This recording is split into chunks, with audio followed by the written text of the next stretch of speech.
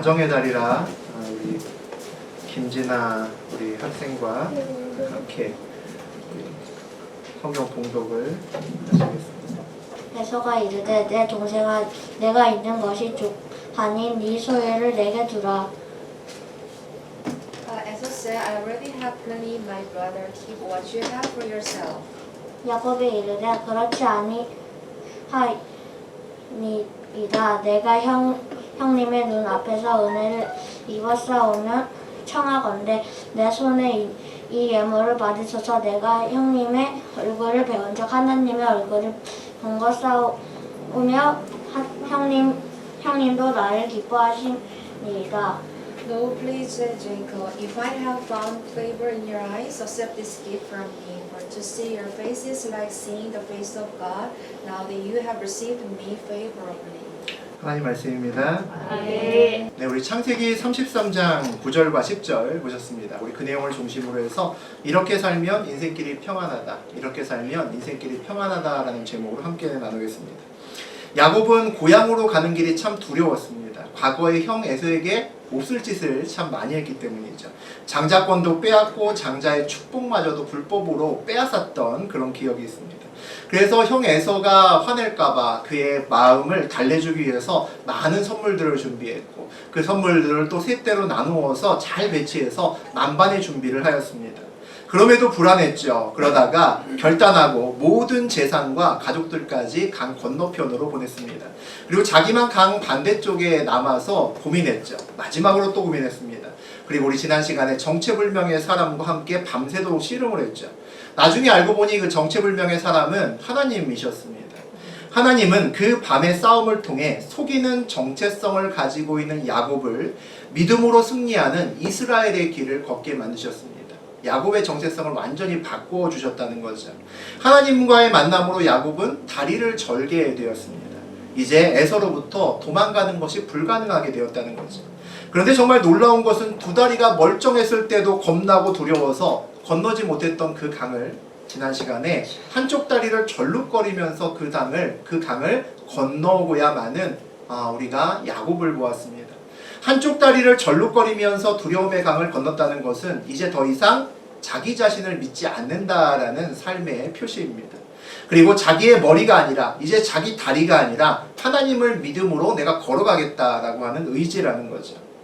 우리는 내가 아니라 상황이 바뀌기를 원하시지만 하나님은 보통 상황이 아니라 나를 바꾸어 놓으십니다.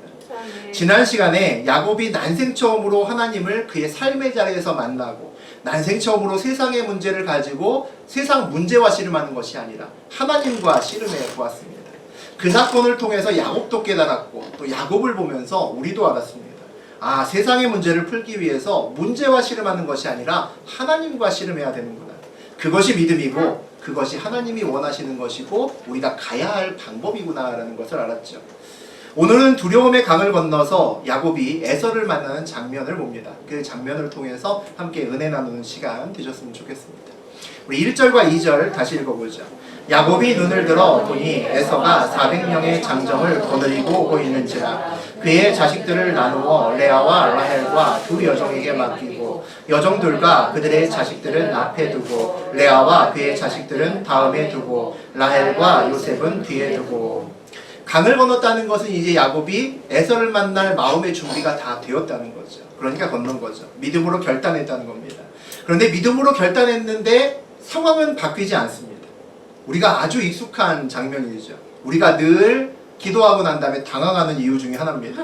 우리가 아직도 잘 적응하지 못하는 것이 이거죠. 분명히 기도하고 응답 받았는데 상황이 똑같은 겁니다. 어려운 문제가 있어서 기도하고 나면 갑자기 도움의 손길이 확 하고 오는 것을 우리는 기대합니다. 우리가 오늘 야곱이라면 그렇게 기도하고 하나님과 밤새도록 씨름하고 그다음에 믿음의 결단으로 내 죽으면 죽으리다 라고 강을 건넜잖아요. 그러면 하늘에서 불칼을 들고 천사가 내려와야죠. 불칼을 막 휘두르면서 장정 400명을 다 때려 눕혀야죠. 그래야 맞는 건데 우리가 원하는 기도의 응답은 그런 건데 오늘 야곱은 눈을 들어보니까 400명의 장정을 여전히 데리고 오는 에서를 봅니다. 400명의 장정들은 아무도 안 다쳤습니다. 아무도 병나지도 않고 아주 건강한 모습으로 다가오고 있죠. 그런데 오히려 기도하고 하나님과 씨름했던 야곱은 멀쩡한 다리를 절게 되었습니다. 이런 상황이 우리를 힘들게 한다는 거죠. 응답은 받았는데 도대체 이것을 어떻게 해석해야 되느냐에 문제가 있습니다. 나만 문제가 오히려 더 심각해졌다라는 느낌까지 든다는 거죠. 이제 드디어 운명의 시간이 다가왔습니다. 그의 자식들을 나누어 레아와 라헬과 두 여종에게 맡기고 여종들과 그들의 자식들은 앞에 두고 레아와 그의 자식들은 다음에 두고 라헬과 요셉은 뒤에 두고 라고 그렇게 이야기를 합니다. 야곱은 그의 12명의 자녀들을 레아와 라헬 그리고 두 여종에게 어머니와 그의 자녀들을 하나의 세트로 이렇게 구성해서 그렇게 자리를 세워둡니다.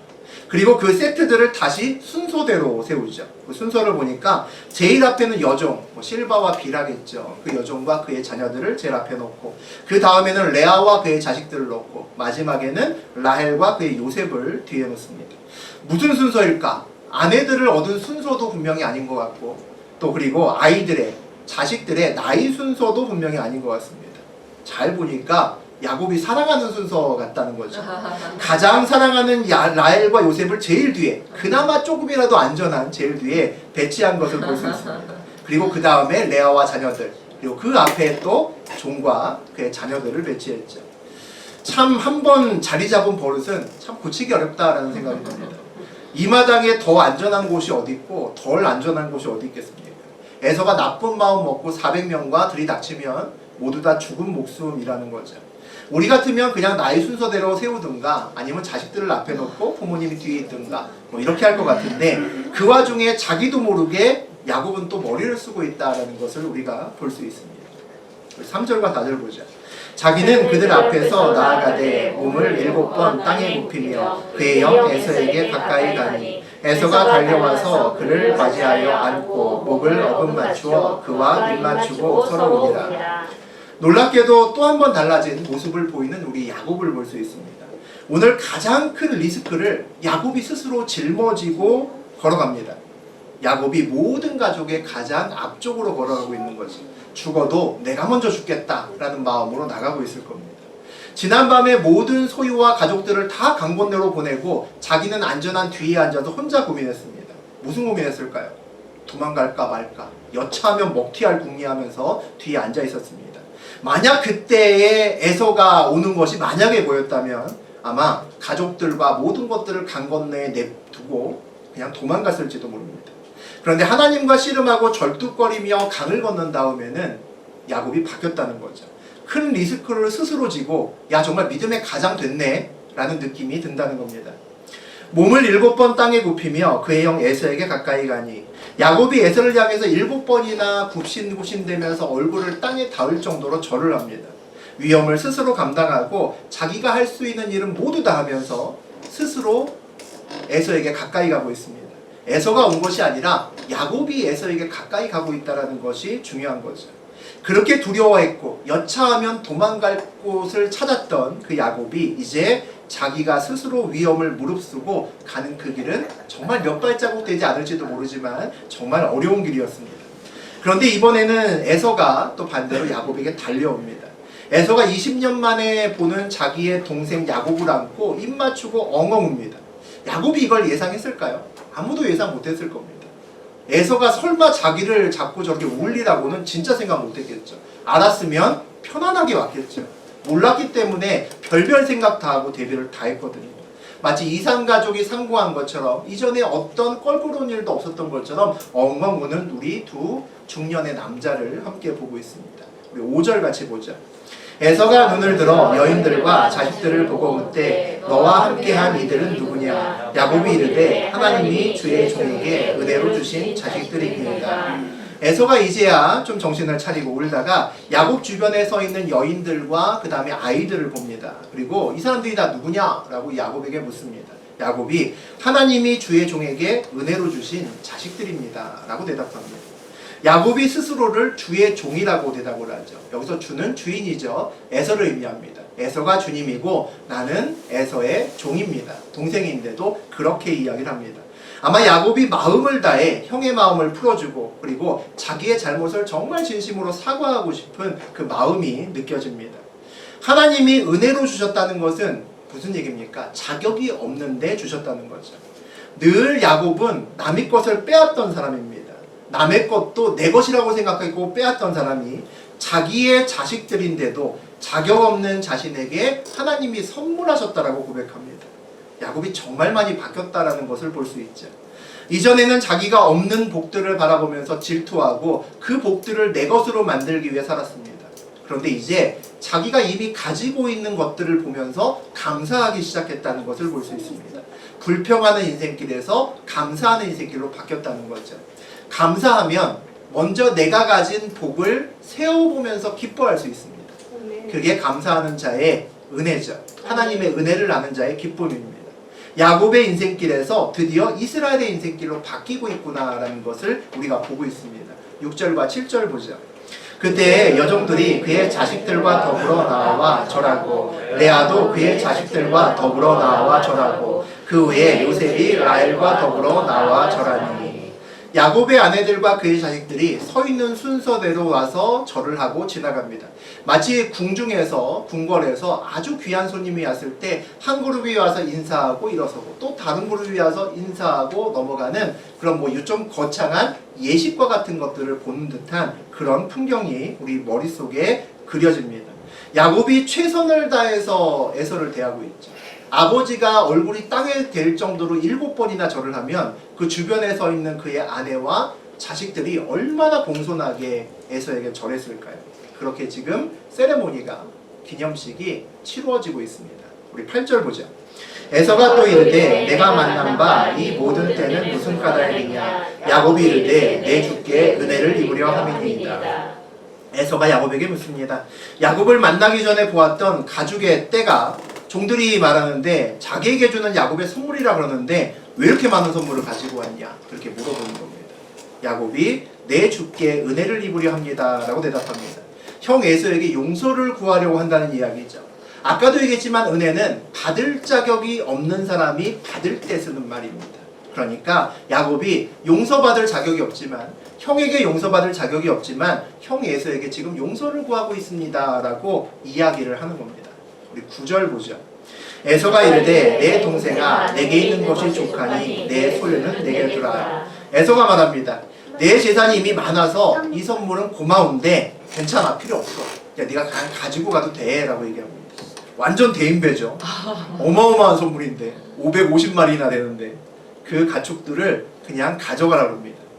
그 말을 보면서 야 에서가 큰 부자구나 라는 생각을 우리가 할 수 있습니다. 그리고 그 에서의 마음속에 그 동생 야곱을 이미 용서했구나라는 것을 볼 수 있죠. 그러니까 그냥 가져가라는 겁니다. 됐다는 거죠. 이미 그의 마음은 기쁨으로 찼다는 거죠. 우리도 때로는 잘못할 때가 있습니다. 잘못한 후에 용서를 구할 때가 있죠. 가장 좋은 방법은 선물을 준비하는 것보다 먼저 정말 미안한 마음을 준비하는 거예요. 정말 간절한 그 사람에게 보이는 마음을 준비하는 거죠. 아마도 용서받을 자격도 없지만 염치 없이 이 선물을 받으시고 형님 저를 좀 용서해 주시면 안 되겠습니까? 라는 야곱의 진심 어린 말에 에서의 마음이 눈 녹듯이 녹지 않았을까라는 생각이 듭니다. 아니면 야곱이 형에게 이야기하기도 전에 먼저 7번이나 얼굴을 땅에 대면서 절하는 그 동생의 모습을 보면서 그 표정을 보면서 에서는 이미 마음이 녹았을지도 모르겠습니다. 그 전까지 에서가 야곱에게 오기 전까지는 이런저런 가축대를 550마리나 보면서 이건 또 다 뭐야? 이거 뇌물 아니야? 라고 생각할 수도 있다는 거죠. 그런데 야곱의 마음을 알고 난 다음에는 그 550마리가 뇌물이 아니라 모두 풍성한 야곱의 마음으로 다가왔을 겁니다. 오늘 에서가 그랬다는 거죠. 결국 야곱의 문제는 풀렸습니다. 생각보다 너무 쉽게 풀린 거죠. 그런데 이 문제를 풀기 위해서 우리가 야곱이 한 일이 뭔가라는 것을 좀 생각해 볼 필요가 있는 것 같습니다. 그가 준비했던 비장의 무기, 세 떼의 550마리의 선물은 에서의 마음을 푸는데 별 큰 영향을 미치지 못했습니다. 화해하고 난 다음에야 이게 뭐냐라고 물어봤기 때문이죠. 오히려 형 에서와의 관계를 풀기 위해 야곱이 해야 됐던 것은 선물을 준비해야 했던 것이 아니라 믿음으로 결단해야 됐었습니다. 진심으로 용서를 구하는 마음을 먹고 믿음으로 그가 두려움의 강을 건너야 했던 거죠. 주목해야 하는 것은 가장 중요한 형 에서의 마음을 돌리는데 정작 그 일은 야곱의 몫이 아니었다는 겁니다. 형 에서의 마음을 돌리는 것은 하나님이 하셨다는 거죠. 하나님께서 이미 야곱과 무관하게 에서의 마음을 돌려놓으셨다는 겁니다. 야곱을 용서할 수 있는 마음을 이미 주셨다는 거죠. 그러니까 돌아선 거죠. 어쩌면 하나님은 이미 에서의 마음을 돌려놓으실 모든 계획을 이미 세우시고 난 다음에 몇 달 전에 바다나람에서 야곱이 고생하고 있을 때, 야, 너 이제 고향으로 돌아가 라고 말씀하셨을 겁니다. 이미 계획을 다 하나님이 갖고 계셨다는 거죠. 그러면 야곱에게 정말 힘들었던 이 고향 오는 길, 이 여러 가지 힘든 일이 많았던 이 여정의 의미는 뭘까요? 라반이 두려워서 라반이 양털을 깎은 곳에 몰래 도망갔었습니다. 결국 며칠 후에 붙잡혀서 아주 불편한 상황을 겪고 라반에게 욕도 진짜 많이 먹고 그 가운데에서 여러 가지 공방전을 치루어야 했던 그런 일도 있었습니다. 야곱이 에서가 두려워서 고민하고 애태우면서 고향으로 돌아오는 길 내내 잠 한 번 밤새 편안하게 잠잔 적이 없습니다. 계속 밤에 벌떡벌떡 일어나서 어떻게 하지 그러고 왔다는 거죠.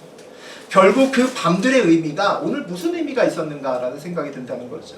결국은 다리 하나 절뚝거리며 강을 건너야 했던 이 힘든 여정이 도대체 야곱에게는 무슨 의미가 있을까라는 생각이 듭니다. 이 모든 것은 다 야곱의 믿음과 연결됩니다. 하나님은 야곱이 걸어야 될 길을 모두 다 만들어 놓으시고 그 길을 야곱이 걸을 수밖에 없도록 몰아가셨습니다. 그런데 그 길을 하나하나 걸을 때마다 야곱은 믿음으로 결단하고 또 결단하면서 이를 악물면서 걸어갔다는 거죠. 그 믿음의 결단을 할 때마다 야곱은 하나님을 조금 더 깊이 알아가는 그런 시간을 보냈습니다. 라반과의 어려웠던 관계의 정리도 형 에서와의 관계의 회복을 위해서도, 그런데 야곱이 해야 됐던 것은 실제로는 하나님을 믿고 믿음으로 결단하는 것이었습니다. 그가 머릿속에 생각하는 것이 아니었다는 거죠. 우리 10절 보시겠습니다. 야곱이 이르되 그렇지 아니하니이다. 내가 형님의 눈앞에서 은혜를 입었사오며 청하건대 내 손에서 이 예물을 받으소서. 내가 형님의 얼굴을 배운즉 하나님의 얼굴을 본 것 같사오며 형님도 나를 기뻐하시니이다. 야곱은 에서가 선물은 됐다고 하자 반대로 간청을 합니다. 에서가 야곱을 정말 용서한다면, 은혜로 받아준다면 이 예물을 좀 받아달라고 계속해서 간구합니다. 20년 전에는 수단과 방법을 가리지 않고 형의 몫에 해당됐던 소와 양을 뺏으려고 별별 짓을 다 했었습니다. 그런데 20년 후에 와서 이제 반대로 자기의 소와 양을 형에게 주기 위해서 또 난리가 난 야곱을 볼 수 있습니다. 참 아이러니한 일이죠. 이제 야곱은 소와 양이 진정한 복의 근본이 아니라는 것을 알게 되었기 때문에 저러는 것 아닐까 싶습니다. 우리 11절 같이 보죠. 하나님이 내게 은혜를 베푸셨고 내 소유도 좋사오니 청하건대 내가 형님께 드리는 예물을 받으소서 하고 그에게 간건함에 받으니라. 야곱이 하나님께서 자기에게 많은 소유를 주셨으니 자기도 역시 부자니까 이 예물은 형님께 드리고 싶습니다. 계속 간청합니다. 그러니까 에서가 그냥 받죠. 마지막에 받으니라라고 되어 있습니다. 이제 에서가 야곱의 선물도, 그 화해의 선물도 받았으니 이 야곱의 힘든 용서의 사건들은 이제 일단락 되었습니다. 이제 평안을 찾았다는 거죠. 야곱은 지난 시간에 아주 어려운 시험을 하나 건너갔습니다. 그 믿음을 가지고 그 두려움의 강을 건넜죠. 이 강을 건너면 죽을 거야. 난 반드시 죽을 거야. 두려움이 몰려왔지만 하나님과의 씨름한 다음에 믿음으로 그 강을 결국 건넜습니다. 그리고 오늘 어떻게 보면 오늘이 야곱에게는 더 큰 시험거리였을 겁니다. 진짜 형을 만나는 날이었기 때문입니다. 그리고 그 시험도 오늘 무사히 통과했다는 생각이 드는 거죠. 야곱의 입장에서 보면 어마어마한 큰 사건이고 큰 일이고 또 시험이고 자기의 목숨을 걸어야 되는 시험을 몇 번을 지나왔습니다. 그런데 하나님께서 보시기에는 이 시험이 어떨까라는 생각이 듭니다. 하나님께서 야곱을 보시면서 하나님께서도 이것이 정말 큰 시험이라고 생각하실까라는 생각이 들었습니다. 하나님 입장에서 보면 이미 하나님은 에서의 마음을 풀어놓으셨습니다. 야곱은 그냥 하나님 믿고 걸어가면 되는 겁니다. 그냥 따라가면 되는 쉬운 길이었다는 거죠. 그런데 야곱은 어렵게 갑니다. 왜 어렵게 갈까요? 자기가 하나님을 믿지 못하기 때문입니다. 자기 방법을 써야 마음이 편해지기 때문이죠. 이 시험을 위해서 야곱이 한 일은 사실 하나님의 명령을 따라서 순종하면서 걸어가야 되는 그런 시험이었습니다. 그런데 야곱의 인생길을 보면 참 야곱 참 인생 힘들게 산다. 라는 생각을 하나님이 하셨지 않았을까 싶습니다. 믿지 못했기 때문에 자기가 해결하기 때문에 인생길이 점점 더 꼬여갔다는 거죠. 어제 우리 정희영 권사님이 사업장을 이제 새롭게 하시게 됐습니다. 비다 영어학원을 하시게 돼서 이제 신방을 함께 했습니다. 올해 정희영 권사님이 말씀을 야고보서 1장 12절을 뽑으셨습니다. 예, 첫 신방이어서 우리 권사님만 처음으로 자기 말씀 갖고 말씀을 받으셨는데 야고보서 1장 12절, 13절, 14절 우리 세 절 다시 한번 읽어보겠습니다. 시험을 참는 자는 복이 있나니 이는 시련을 견디어낸 자가 주께서 자기를 사랑하는 자들에게 약속하신 생명의 면류관을 얻을 것이기 때문이라.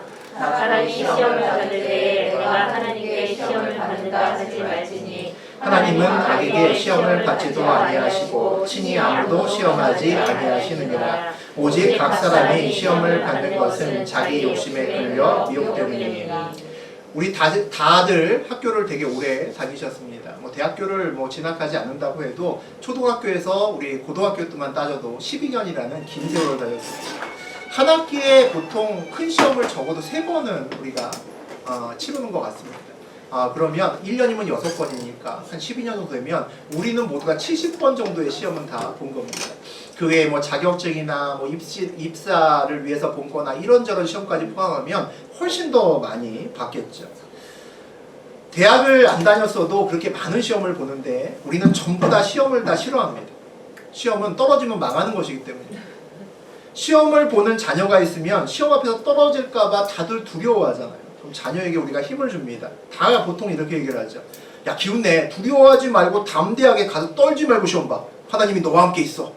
자기는 나중에 떨었으면서 자녀들한테는 다 이렇게 얘기합니다. 침착하게 최선을 다해서 시험 잘 봐. 뭐 이렇게 이야기를 하죠. 이게 가장 일반적입니다. 그런데 오늘 야고보서에서는 시험에 대해서 다르게 얘기를 합니다. 오늘 뭐라고 얘기를 하냐면 시험을 참는 자는 복이 있나니 이는 시련을 견디어라고 우리 12절에서 이야기를 합니다. 참고 견디라고 하는 거죠.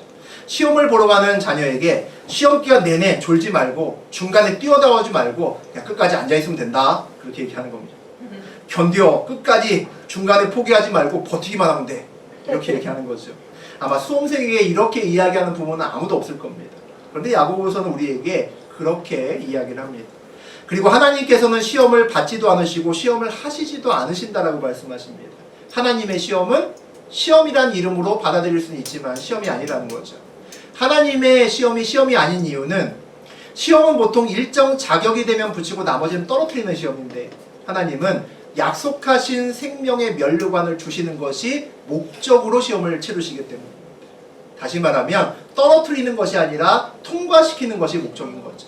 자기의 사랑하는 사람들을 꼭 통과시키기 위해서 시험 출제를 하십니다. 꼭 통과시키려면 뭐를 해야 될까요? 답을 주셔야겠죠. 시험을 보시는데 답안지도 함께 주시는 시험이 하나님의 시험이라고 저는 생각합니다. 그래서 하나님의 시험은 견디고 참기만 하면 됩니다. 답안지를 얻을 때까지 버티면 되는 거죠. 답안지대로 하나님의 답을 온전히 쓸 수 있느냐, 이게 테스트가 하나님 시험입니다. 다시 말하면 순종할 수 있느냐의 시험이죠. 그럼 우리의 인생길에서 우리를 그렇게 힘들게 했던, 지금 머릿속에 갑자기 떠오른 그 사건들, 저의 머릿속이나 여러분 머릿속에 떠올랐던 과거의 그 시험들은 다 뭘까요? 정말 힘들게 우리가 믿음의 결단으로 그 시험을 이겨왔고, 때로는 그 시험들의 일부는 우리 주변에게 간증하죠. 내가 그때 이런 일이 있었는데 내가 믿음으로 결단했더니 이렇게 됐다고. 그렇게 간증까지 하는 그 시험은 도대체 뭘까요? 오늘 보니까 오직 각 사람이 시험을 받는 것은 자기 욕심에 끌려 미혹됨이니라고 되어 있습니다. 시험은 사람이 자기 욕심에 끌려 미혹됐기 때문이라고 이야기를 합니다. 무슨 이야기할까요? 사실 본질적으로 시험이 아니라는 겁니다. 대부분의 시험은 시험이 아니라는 겁니다. 그런데 어떤 사람에게는 그게 시험이 아닌데 다른 사람에게는 똑같은 상황을 주면 그것이 시험이 된다는 거죠. 왜 그럴까요? 한 사람은 하나님의 답안지를 붙들고 가는데 다른 사람은 내 답안지와 하나님 답안지를 보고 비교하기 때문입니다. 그리고 놓고 고민하고 무엇을 고를까 고민하다가 엉뚱한 것을 들고 일어서기 때문이죠. 그러면 시험이 된다는 겁니다. 결국 자기 욕심이 자기 스스로 시험을 만든다는 거죠. 오늘 야곱도 하나님의 길을 걸으면서 계속 고민합니다. 그냥 순종하고 가면 되죠. 하나님이 브엘세바로 가서 형 에서를 만나라고 했으니까 그냥 가면 됩니다. 그냥 가서 만나면 된다는 거죠. 근데 자기 생각을 더 넣어서 고민하면서 밤잠을 못 잡니다. 계속 밤을 새우죠. 야곱의 생각이 들어갈수록 상황은 더 복잡해지고 어려워진다는 것을 지난 몇 달 동안 우리가 보고 또 봤습니다. 야곱이 스스로 시험거리를 만들고 있구나라는 것을 우리가 보았다는 거죠. 보통 시험은 자격과 능력을 측정하고 선별하기 위해서 봅니다. 그래서 우리는 시험 앞에서 늘 마음이 콩닥콩닥하죠. 떨어지면 어떡하지? 떨어지면 진짜 망하는데. 그런 마음으로 회사 시험도 보고 또 입사 시험도 보고 또 수능 같은 것도 그렇게 봅니다. 그런데 그런 마음과 자세로 하나님의 시험 앞에 서서는 안 됩니다. 그러면 떨어집니다. 하나님의 길을 걷는 사람에게 주시는 하나님의 시험은 하나님에 대한 믿음과 신뢰에 대한 시험입니다. 믿음과 신뢰를 테스트하는 시험에서 그 앞에 서서 떨고 불안하면서 떨어지면 어떡하지라는 마음을 갖고 지금 시험을 치르면 믿음의 시험을 통과할 수가 없다는 거죠. 아멘. 내가 시험 앞에서 견디고 참는다는 것은 내가 시험지에 답안지를 찾지 않는다는 겁니다. 내가 시험지를 받고 나서 해야 되는 것은 주님의 답안지를 기다리는 겁니다. 주님께 집중하는 거죠. 그리고 주님께 받은 그 답안지를 나의 삶의 자리에서 내 삶의 자리인 그 시험지에다가 받아쓰기 하고 오는 겁니다. 그것이 우리가 시험을 통과하고 시험이 않게 되는 이유, 방법인 거죠. 지난 시간에 며칠 밤을 새면서 에서의 문제를 고민하던 야곱이 하나님과 씨름하고 다리를 절뚝거리고 난 이후에 강을 건넜습니다. 자기의 답안지를 버리고 하나님의 답안지를 손을 쥐었다는 겁니다.